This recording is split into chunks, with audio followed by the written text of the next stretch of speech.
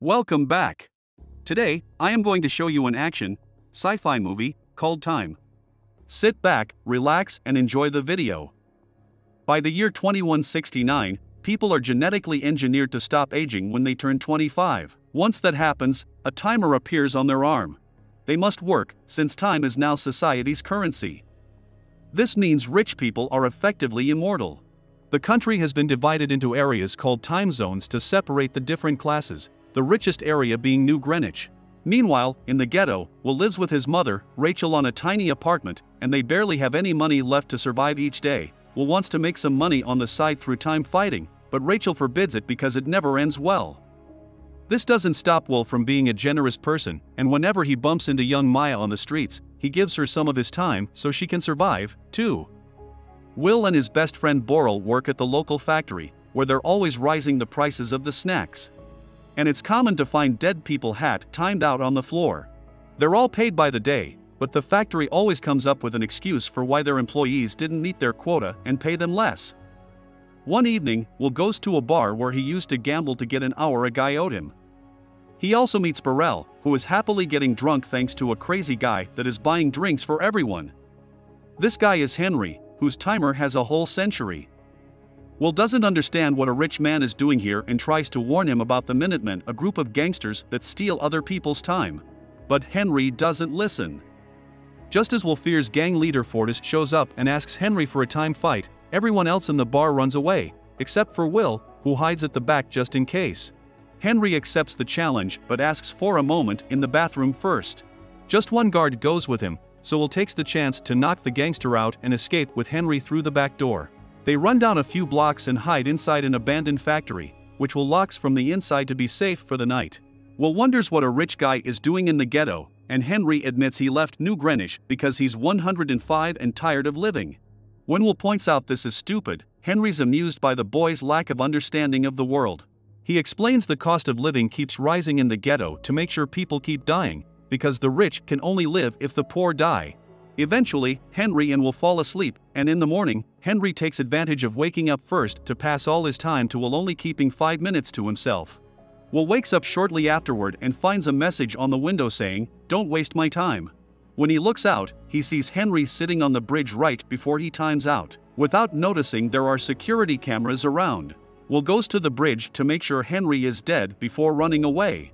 Moments later, Henry goes to Boral's house, where he bumps into Boral's wife Greta and their new baby. Henry talks to Burrell in private and gives him a decade, which matches the 10 years they've known each other.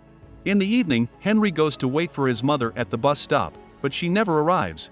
It turns out Rachel only has an hour and a half left, and the bus fare went up in the afternoon, so now she can't afford it. It's a 2-hour walk to return home, meaning Rachel must run if she wants to see her son again. Will also starts running when realizes what's going on. Mother and son collide into each other in the middle of the street, but unfortunately it's too late and Rachel times out in Will's arms. The next morning, the police force known as Timekeepers finds Henry's body in the river. Agent Leon is sure he's been murdered for his time and orders his men to check the security footage.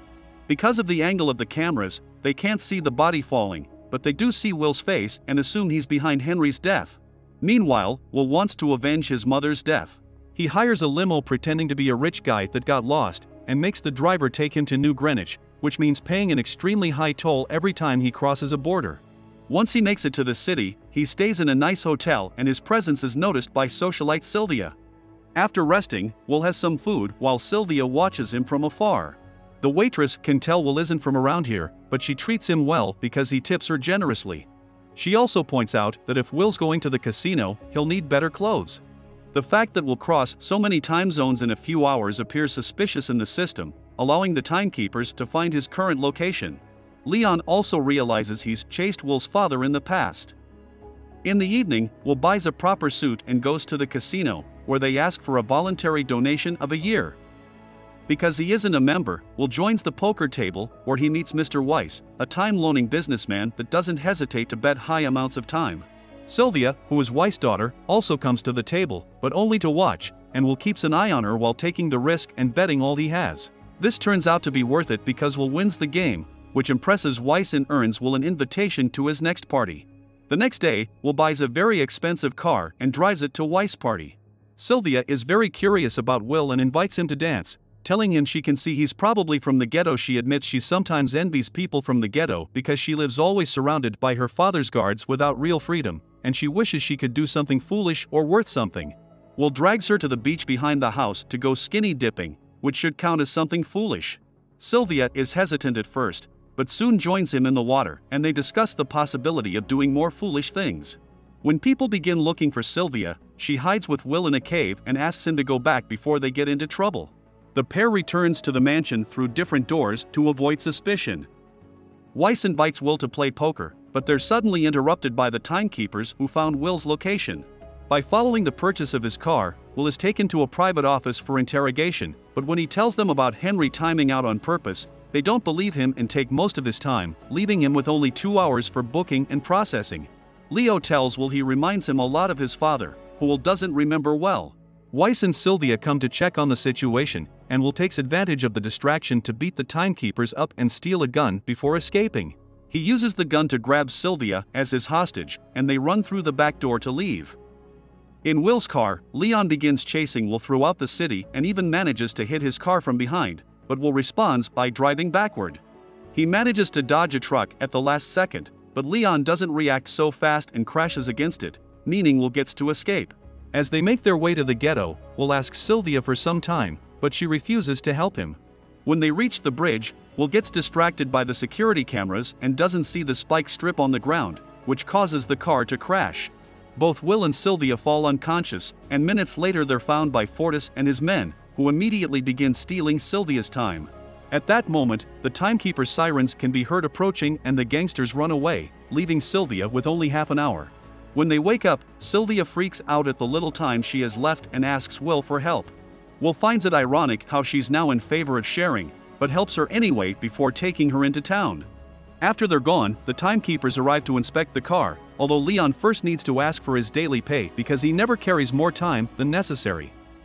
Seeing the situation, Leon decides not to chase after Will anymore because he's sure he'll contact them first. Will goes to see Borrell to ask for help, but Greta has bad news. Borrell drank so much that he died with 9 years still on his timer. Sylvia starts freaking out again, but Will notices she has fancy earrings and drags her to the pawn shop. The owner is about to close, but he makes an exception when he sees how valuable the rings are. He also notices how desperate they're for time and only pays them 2 days, which they have no choice but to accept to survive. Next, they go to a payphone and Will make Sylvia dial her house's phone so he can talk to Leon. As a ransom, Will asks for 1,000 years to be distributed to the timelines in the ghetto. Leon warns Will that he's becoming too much like his father and reveals the man didn't die during a time fight like Will thinks she actually was doing something more dangerous. Will hangs up on him and Leon tells Sylvia's parents of the ransom, but Weiss hesitates to give away even what for him is pocket change. Will takes Sylvia to his apartment to spend the night there, and Sylvia changes into Rachel's old clothes. Sylvia asks Will about his father, and Will explains his dad used to be an excellent time fighter that taught him a few tricks to prove his point. He grabs Sylvia's arm and shows him how to time fight.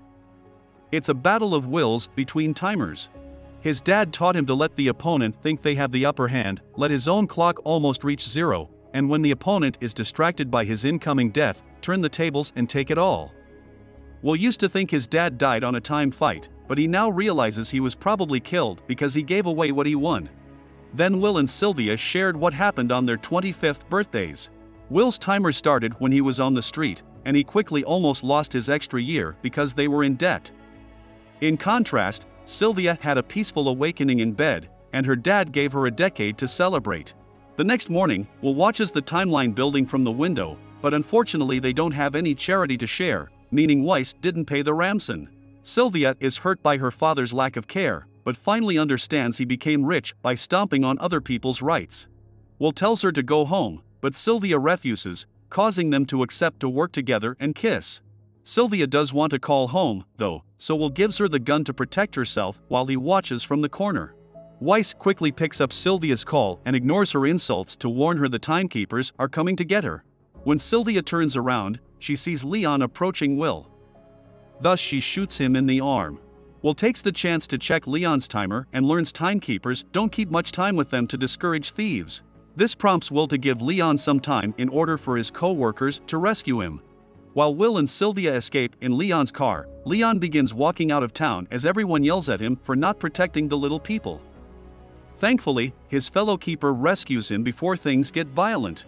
Sometime later, Sylvia points out they can't keep driving in a cop car, which gives Will an idea. He pretends to be a timekeeper to stop another car by the road, and then they proceed to steal the rich lady's earrings and her time, leaving her with only 1 day before running away in her car. Once they're far enough from town, they stop the car to watch the news, and they discover they're now wanted people. Will once again tell Sylvia to go back, but she refuses because doing this is much more fulfilling. Meanwhile, Weiss is lying to his investors, telling them everything is under control. Leon shows up to inform him this isn't a kidnapping anymore. Now Sylvia is being chased after like a criminal as well. Weiss tries to bribe Leon into changing his mind, but Leon turns him down and reminds him that if Sylvia gets in contact with him, he needs to tell the keepers, otherwise he'll be arrested for being an accomplice. Later, Sylvia asks Will if he truly would give away time if he had it. When Will confirms he would, she comes up with a plan. The pair proceeds to steal a Weiss money truck, and they crash it into a time bank, where they steal as many time capsules as they can. The remaining capsules are left for the people in the ghetto to grab. By the time the timekeepers arrive, there's nothing left. In the evening, Greta finds a time capsule among her laundry left by Will as an apology. Will also visit Maya, who is sleeping on the streets, and he leaves some extra time for her as well. The rest of the time they stole is taken to the timeline for the clerk to distribute among anyone that needs it. At the timekeeper's office, Leon notices there's time that shouldn't be there, and he thinks Will's hurting the very people he's trying to help. The next morning, Fortis tries to rob a man, but the guy can finally stand up for himself because he bought a gun. Fortis pretends to let him go, but as soon as the guy turns around, he shoots the man anyway. When Fortis checks the guy's timer, he's shocked to see he's wasted a lot of time. Will and Sylvia begin robbing time banks all over the place, and their adventures appear on the news. Weiss wonders if his daughter was trying to kill him, but his wife points out that Weiss almost killed her first by suffocating her. A week later, Leon and his men finally find Will's apartment and get ready to arrest them. However, Will hears the radio chatter from the window and immediately runs away, with Sylvia bursting into a different apartment to jump through a window at the back of the building, not getting hurt thanks to a safe landing on top of a car. Leon copies them and starts to chase them through town. And when Will and Sylvia take the chase to the roofs, Leon opens fire on them. Will shoots back, but fails, so he and Sylvia get off the roofs and take the bus. The driver considers the idea of handing them to the authorities, but Will bribes him into silence, and they get to leave Leon behind. A few hours later, Will and Sylvia check in at a hotel, paying extra to have all the rooms and for the receptionist not to tell anyone when a new client comes in. Then, a person comes in. He's told the hotel is fully booked, but he manages to get a quick view of Will and Sylvia going upstairs. Later, Fortis and his men begin threatening people on the streets for information on Will and Sylvia. At first, people stay silent because they want to protect their savers. But Fortis then kills a man to show how serious he is. This inspires the guy from the hotel to confess what he saw. At the hotel, Will and Sylvia learn that the reward for their heads is 10 years, which they consider pretty insulting. Suddenly, Fortis bursts into the room with his man and holds the couple at gunpoint, while Fortis explains the timekeepers leave him alone because he steals from his own people. So now he must restore order. He claims he doesn't like killing people in cold blood and challenges Will to a time fight. Will uses the trick his father taught him, and when Henry begins looking at his timer, Will begins taking all his time. The guards come closer to watch in shock, and Will takes the chance to shoot them all before he makes Fortis time out for good. By the time the timekeepers arrive at the hotel, Will and Sylvia are already gone. Some hours later, Will notices prices and loan rates are being raised faster to make up for the new time on the streets. Their little robberies aren't making a difference. They would need a whole million years to even make a crack. Fortunately, Sylvia knows where to find such an amount. The next day, Weiss is worried about the situation and goes to work surrounded by more bodyguards than usual. The guards suddenly turn around when they detect a threat, but it's just Sylvia announcing she wants to surrender. Weiss believes her and is ready to take her back. This distraction allows Will to sneak behind him and capture him as a hostage. Then Will and Sylvia take Weiss to his office to make him open the safe where he keeps a capsule with 1 million years. Weiss points out that giving a year to 1 million people only prolongs their agony, and that flooding the wrong zone with 1 million years could cripple the system. So Will clarifies, that's exactly what he wants to happen. Will and Sylvia escape after locking Weiss in his own office. When the timekeepers learn about the robbery, they immediately go after them, blocking the bridge to stop them from returning to the ghetto. Leon is chasing them as well, and when he finds them, he concentrates so much on them that he forgets to get his daily pay. The keepers open fire on them, but Will just ignores the bullets. It drives through the time zone barrier, allowing him to reach the ghetto. Leon wastes no time and crashes his car against theirs. Will immediately leaves the vehicle and gives the Million Years capsule to Maya before he and Sylvia pretend to surrender as smug. Leon thinks he's won, but at that moment the timeline announces there's time for everyone, and an eager crowd fills the street, getting in Leon's way and allowing Sylvia and Will to run away. Leon pushes people aside to get back in his car and go after the robbers, but when they cross another barrier, Leon has to follow them on foot. Eventually, he catches up to them and Will guesses Leon used to be from the ghetto too. Leon confirms this and explains he worked hard to get out, which is how things should be. Then, he tries to arrest them. Will points out there's no point because he and Sylvia only have a few minutes left, so they'll die soon anyway. This makes Leon check his own timer and realizes he doesn't have much time either because he didn't collect his pay. At that instant, his clock times out and Leon dies right there on the road. Will and Sylvia only have seconds left, and they kiss to say goodbye. However, Will realizes the keepers have time in their vehicles, so he runs to Leon's car to take some for himself. Sylvia isn't as fast as him and fears she won't make it, but Will runs back to her and they meet halfway, allowing them to share time before death catches them. Back in the company, Weiss has given up and tells his employees not to do anything because it's over. Newscasts all over the nation show how people have taken to the streets. Authorities swear everything is under control, but everyone knows the system will soon collapse. At the timekeeper's office, the employees decide to go home because there's nothing they can do. Will and Sylvia are never caught, and they start going after bigger banks to keep the old system from coming back. Make sure to subscribe our channel for more videos like this. Thanks and have a nice day.